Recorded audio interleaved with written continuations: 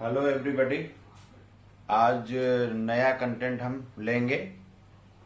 Chapter का नाम है क्वाड्रेटिक इक्वेशन।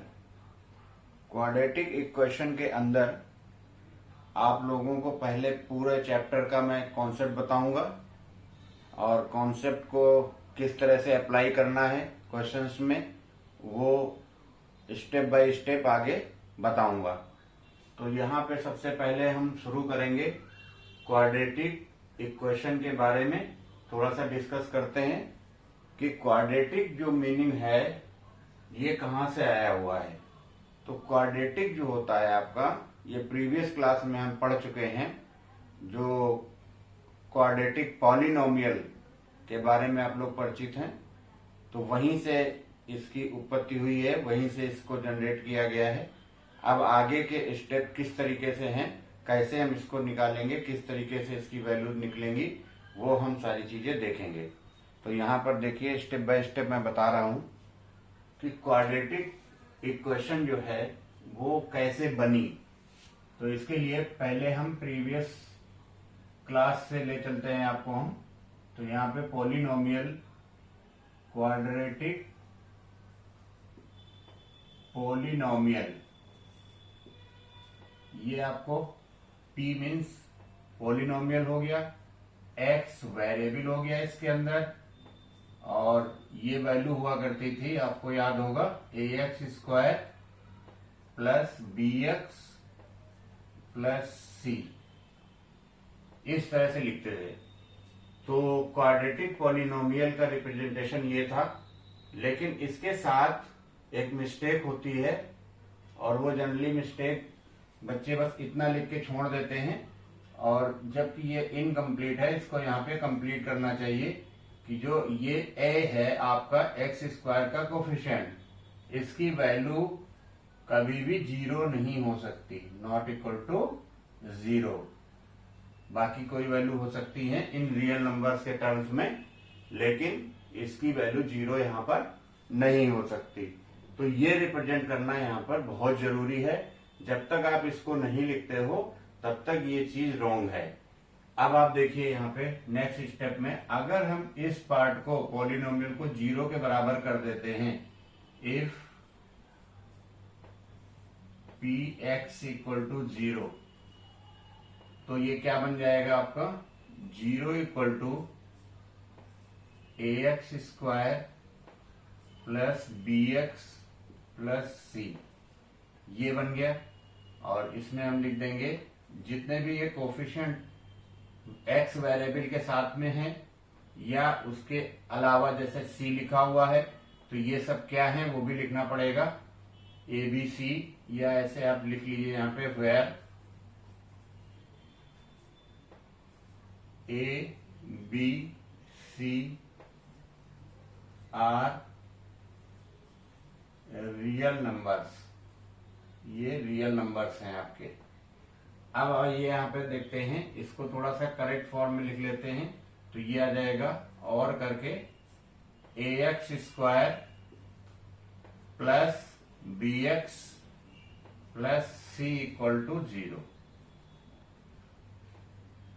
ये इसका क्वाड्रेटिक इक्वेशन का फॉर्मेट बन गया, यानी इसको हम standard form of quadratic equation बोलेंगे।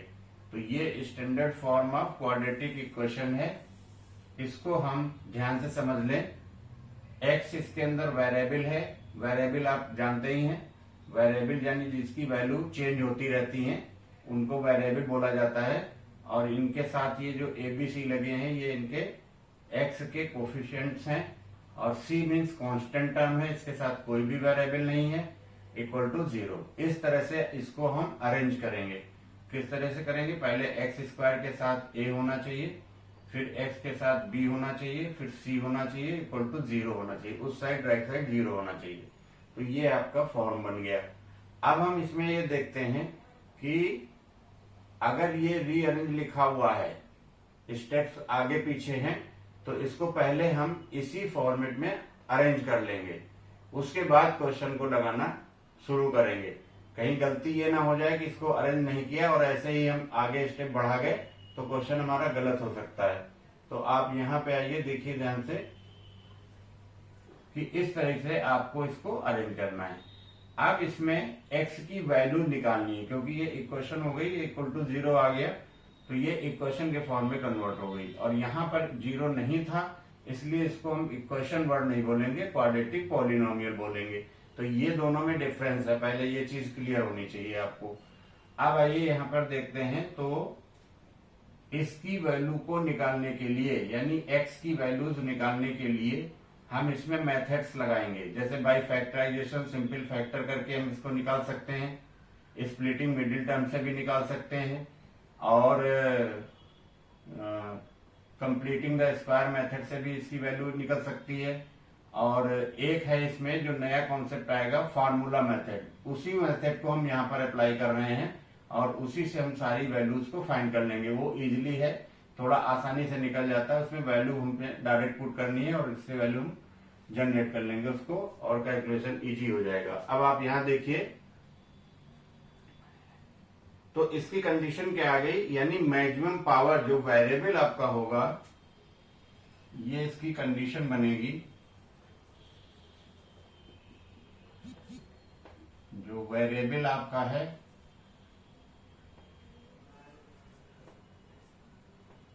इसकी पावर में 2 होना चाहिए। वेरिएबल की पावर मैक्सिमम कितनी होनी चाहिए, 2 होनी चाहिए।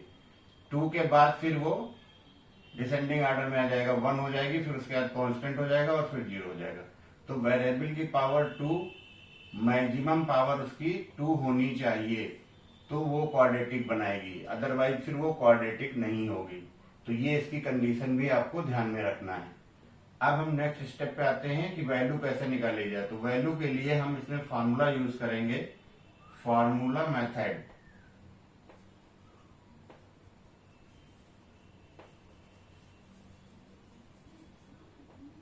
फार्मूला मेथड क्या है आपका, इससे हम डायरेक्ट x की वैल्यू कैलकुलेट कर सकते हैं, और वो x इक्वल टू आएगा -b प्लस माइनस रूट के अंदर b स्क्वायर -4ac और अपॉन पूरे के 2a।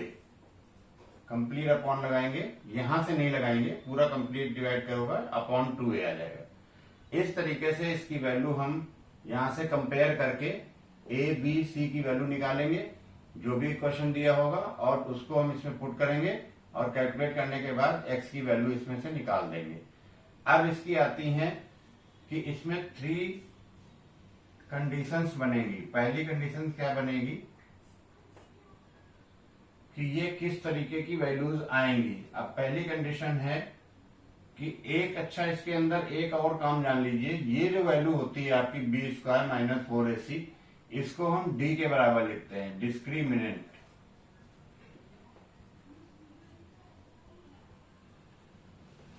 ये डिस्क्रिमिनेंट है, इसको d से रिप्रेजेंट किया जाता है, और ये वैल्यू होती है b स्क्वायर -4ac के बराबर। अगर कहीं डिस्क्रिमिनेंट पूछा जा रहा है तो आपको इस वैल्यू को रख के कैलकुलेट कर लेना है, वही उसका डिस्क्रिमिनेंट d की वैल्यू आ जाएगी। तो इस तरह से हम इसमें इसकी वैल्यू पुट कर सकते हैं। तो यहाँ पे इसकी जो मैं कंडीशन डिस्कस कर रहा था उसके बारे में जरा कंसंट्रेट करिए अपने आप को। देखिए यहाँ पे पहली कंडीशन में ये लिख रहा हूं कि अगर ये जो डिस्क्रिमिनेंट है वो उसकी value if b square -4ac, ये जो वैल्यू हम निकालेंगे वो ग्रेटर देन 0 आ गई, मान लो 0 से बड़ी आ गई इसकी वैल्यू, ये जो डिस्क्रिमिनेंट है, तो यहां पे क्या होगा, 0 कब आएगी बड़ी, जब ये वैल्यू पॉजिटिव निकल जाए, तो यही तब ये इसकी वैल्यू इससे बड़ी आएगी। तो पॉजिटिव वैल्यू आपको चेक करना है, पॉजिटिव वैल्यू अगर दिख जाए तो आप समझ जाइए कि वो 0 से बड़ी होगी और ये कंडीशन अप्लाई होगी। तो इसके कंडीशन के लिए यहां लगाएंगे 2 distinct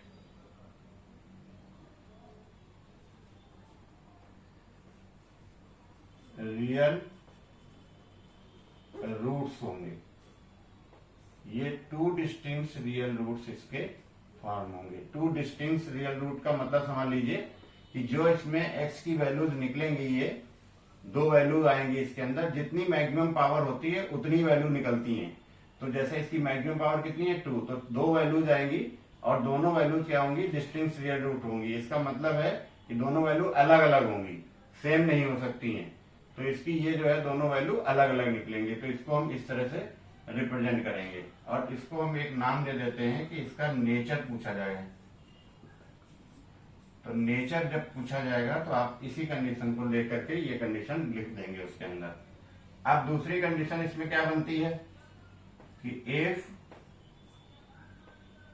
B square minus 4ac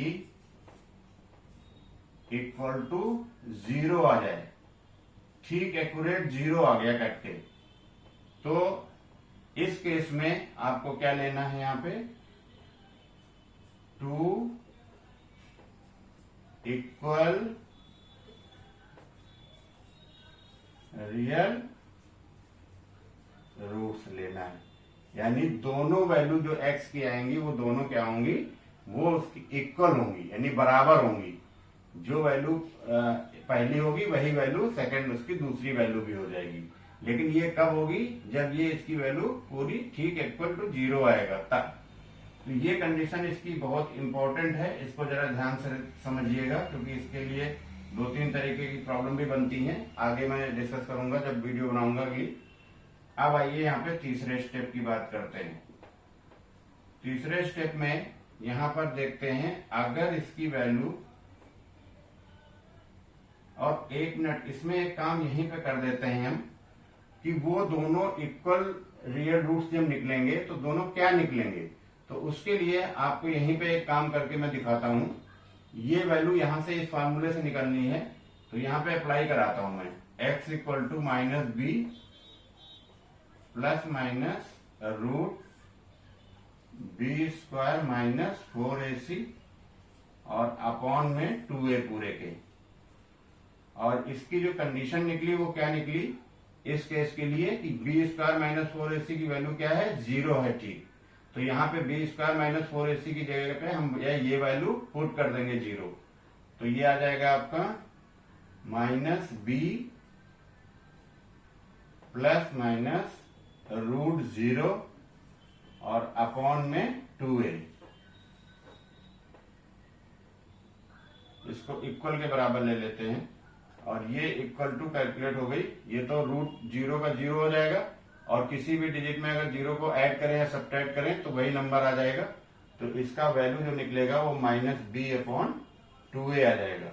तो आप डायरेक्ट इसमें x की वैल्यू निकालने के लिए सीधा इतना काम करने की जरूरत नहीं है। इसमें जब भी ये d 0 आ जाए तो आप सीधा सीधा इस फॉर्मूले को अप्लाई कर देना, माइनस बी अपॉन 2a और comma minus B upon 2a, ये वैल्यू रख देंगे तो दोनों वैल्यूज हमारी सेम इसमें आ जाएंगी। इतना काम करने की जरूरत नहीं पड़ेगी, इसीलिए मैंने ये कॉन्सेप्ट यहाँ पर आपको क्लियर करा दिया। अब तीसरी कंडीशन देखिए यहाँ पे कि if b square minus 4ac less than 0, अगर इसकी वैल्यू 0 से छोटी आ जाए, छोटी का मतलब क्या हुआ, कम का मतलब क्या हुआ कि यहाँ पे निगेटिव वैल्यू आ जाए, तभी ये छोटा होगा ना। 0 से छोटा क्या होता है, निगेटिव, यानी माइनस निगेटिव लिख दीजिए। निगेटिव वैल्यू आने पे क्या होगा, इसकी कंडीशन बनेगी नो रियल रूट्स, कोई भी रियल रूट्स पॉसिबल नहीं होंगे। क्यों नहीं होंगे उसकी वैल्यू भी समझ लीजिए। ये वैल्यू हमने यहाँ पे आपको बताई, x equal to minus b plus minus root के अंदर होता है बी स्क्वायर माइनस 4ac और अपॉन में 2a। अब इसके लिए क्या करें हम, इसकी वैल्यू आ गई निगेटिव, तो ये रख देंगे minus b plus minus root negative value. अब जब ये वैल्यू निगेटिव रख दी यहाँ पे अपॉन 2a, तो हम क्या करेंगे, स्क्वायर रूट निगेटिव का फाइंड नहीं कर सकते, can not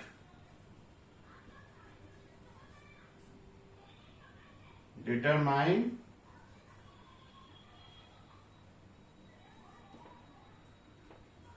negative square root. जब इसकी वैल्यू हम निकाल ही नहीं सकते, जैसे अभी आपसे पूछा जाए कि आपसे माइनस स्क्वायर रूट -4 की वैल्यू क्या होगी, तो आप इसको रियल नंबर में फाइंड नहीं कर सकते, क्योंकि माइनस का कैसे निकालेंगे। तो ये चीज जो है आपका यहाँ पे पॉसिबल नहीं होगा, तो इसीलिए हमने ये लिख दिया यहाँ पे नो रियल रूट्स, यानी इसके कोई रियल रूट्स नहीं होंगे। तो जब भी आप इसको कैलकुलेट करें, यहाँ पे b² - 4ac की वैल्यू और वो निगेटिव में आ जाए, आपको दिख जाए, तो आप तुरंत लिख दीजिए कि नो, आगे सॉल्व करने की जरूरत ही नहीं, सीधे आप लिखिए नो रियल रूट, इसके कोई भी रियल रूट्स नहीं होंगे, यानी हमें सॉल्व ही नहीं करना है। तो ये काम हमारा यही कंप्लीट हो जाएगा। तो इस तरीके से ये कंडीशन देखते हुए हम इसको अप्लाई कर लेंगे। अब मैंने कुछ एग्जांपल्स यहाँ पर दिए हैं, उनको जरा देखिए। पहले इसको चेक करना है कि ये क्वाड्रेटिक है या नहीं है, तो इसको चेक कर लेते हैं। चेक करने में इसको खोलते हैं, a + b का whole square, it means x² plus 1 plus 2x equal to, इसको खोल लीजिए, 3x - 9। इन सबको एक पास शिफ्ट कर लीजिए, x² plus 1 plus 2x minus 3x plus 9 equal to 0। ये आने पे साइन इधर चेंज हो जाएंगे, तो साइन चेंज होने पे अब फाइनल वैल्यू क्या आ गई आपके पास, x² का कोई दूसरा टर्म है नहीं इसमें, तो इसको सीधा सीधा x² ही लिखा जाएगा। फिर x के टर्म देखिए, यहां से 2x में से 3x निकल गया, माइनस का है, तो क्या बचेगा, माइनस का x बचेगा, क्योंकि ये बड़ा है, 3 में से 2 निकल गए। फिर ये 9 डिजिट है आपके पास और 1 है, 9 और 1 कितना हो गया, 10, दोनों पॉजिटिव है, जुड़ गए, यानी प्लस का 10 आ गया, इक्वल टू में 0। अब ये क्या क्वाड्रेटिक फॉर्म बन रहा है। अब आप देखिए, इसको कंपेयर कर लीजिए, ax² plus bx plus c equal to 0 से। तो जब इसको कंपेयर करेंगे तो देखिए यहाँ x² भी बन रहा है, a भी है, a मीन्स जब कुछ नहीं है तो 1 है आपका, फिर x का कोफिशिएंट प्लस b है, यहाँ पर माइनस का 1 आ रहा है, तो ये भी ठीक है। यहाँ पे आपका आ गया c कांस्टेंट टर्म, कांस्टेंट कितना हो गया, 10 हो गया, ये भी ठीक है, इक्वल टू 0 इक्वल टू 0, यानी ये आपका क्वाड्रेटिक इक्वेशन बना रहा है। इसको हमने चेक कर दिया। अब इसको हमें सॉल्व करना है, ये दोनों तीनों इक्वेशन को सॉल्व करना है। तो सॉल्व करने के लिए इसको चेक नहीं करना है, इसको सॉल्व करना है। तो सबसे पहले हम इसमें निकालेंगे b² - 4ac की वैल्यू। तो b² - 4ac। अब आप यहां कंपेयर करिए पहले इस वाली स्टैंडर्ड इक्वेशन से।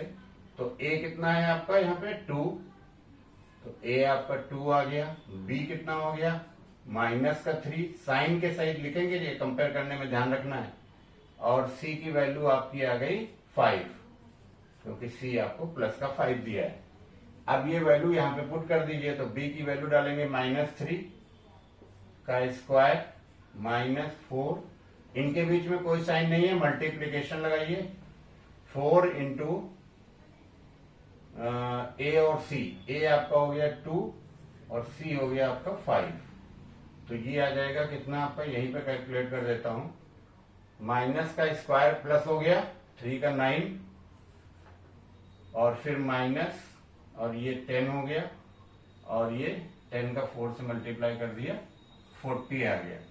यानी इसकी वैल्यू कैसी निकल गई, माइनस की निकल गई, निगेटिव वैल्यू आएगी, इसको माइनस कर लेंगे तो ये कितना आ जाएगा 31 निगेटिव का, तो ये माइनस का 31 आ जाएगा। आप यहाँ पे लिख सकते हैं माइनस का 31। तो ये आप देख रहे हैं निगेटिव वैल्यू आ गई, इसको हम लिख देंगे निगेटिव। अब जैसे ही ये वैल्यू निगेटिव आई तो हम इसको क्या करेंगे, इस वाले फार्मूले में डालेंगे। तो x की वैल्यू कितनी है आपकी, -b plus minus root b² - 4ac और अपॉन में 2a। तो इसकी वैल्यू इसमें पुट कर दीजिए, तो -b -3, तो -3 माइनस कितना हो गया, प्लस का 3 हो जाएगा ये, और फिर प्लस माइनस, और ये वैल्यू आ गई आपकी निगेटिव में -31, और 31/2 इंटू ए मीन्स हो गया 2। अब वही प्रॉब्लम आ गई, ये माइनस में स्क्वायर रूट निकलता नहीं है आपका, यानी नो रियल रूट्स हो जाएंगे इसके, कोई भी रियल रूट्स पॉसिबल नहीं है, इसकी वैल्यू नहीं फाइंड आउट हो सकती है।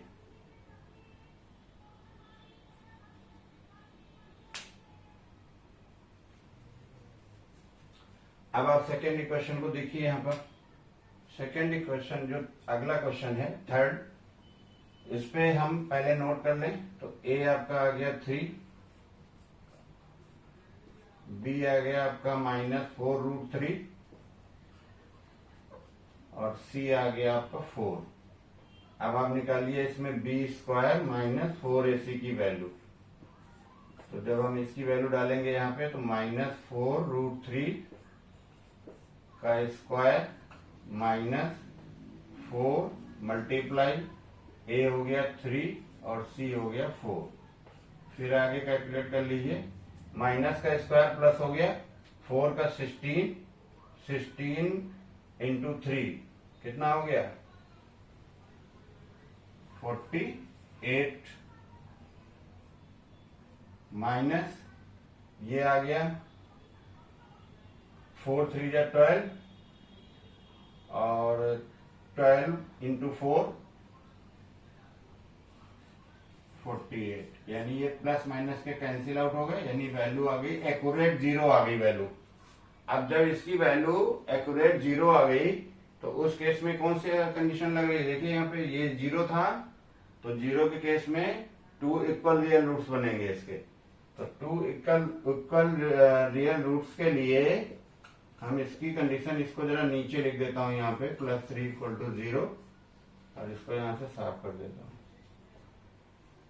ये आ गई एक्यूरेट 0, इट मीन्स इसमें 2 इक्वल रियल रूट्स आ गए। रूट्स का मतलब वही है, रूट्स यहाँ पर वैल्यू है x की, जहां जहां भी रूट्स लिखा है मैंने वहां पे इसका मतलब है x की वैल्यू इसके अंदर निकल रही, जो वेरिएबल्स हैं उनकी वैल्यू इसके अंदर फाइंड हो रही है। तो 2 इक्वल रियल रूट्स आ गए आपके। तो 2 इक्वल रियल रूट्स के लिए अभी हमने बताया था फॉर्मूला डायरेक्ट लगा देंगे, ये वाला कैलकुलेट करने की फॉर्मूला लगाने की जरूरत नहीं है। तो x इक्वल टू कितना है -b/2a, बस ये लगाएंगे आप यहाँ पे। तो ये कितना आ गया माइनस का b कितना है -4√3 माइनस माइनस प्लस, और b आपका आ जाएगा यहाँ पे 4√3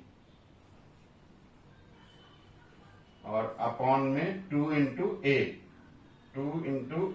ए आपका कितना है यहाँ पर, a की वैल्यू 3 है तो ये 3 रख देंगे यहाँ पर।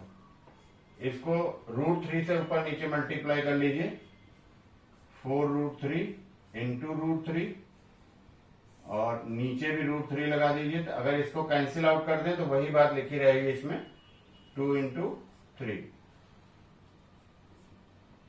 अब इसको थोड़ा मल्टीप्लाई करके सॉल्व करेंगे, 4 इंटू √3 3 हो गया अपॉन 2 इंटू 3 इंटू √3 और ये आपका 3 से 3 कैंसिल हो गया, 2 से 2 कैंसिल, 4 कैंसिल हो गया, ये आ गया फाइनली आपका 2/√3। तो पहली वैल्यू भी कितनी आ गई 2/√3 और दूसरी वाली भी हमने कहा वही लिख देंगे सेम, तो 2/√3 ये दूसरी वैल्यू आ जाएगी। तो इक्वल रूट्स के केस में ये कंडीशन इस तरह से हम इसको लगा लेंगे, सॉल्व कर लेंगे। अब आइए थर्ड क्वेश्चन जरा इसको देखते हैं। नेक्स्ट ये थर्ड था, ये फोर्थ हो गया। ये ए हो गया आपका 2, बी हो गया आपका -6 और सी हो गया आपका 3। अब आप फिर इसी तरह से b square -4ac equal to, इसमें ये वैल्यूज पुट करेंगे और इसको सॉल्व करेंगे और सॉल्व करके जो वैल्यू आएगी उसको आप इसके अंदर हमें कमेंट्स करके बताएंगे कि इसकी क्या वैल्यू निकली। ठीक है, okay, thank you for watching this video. Okay.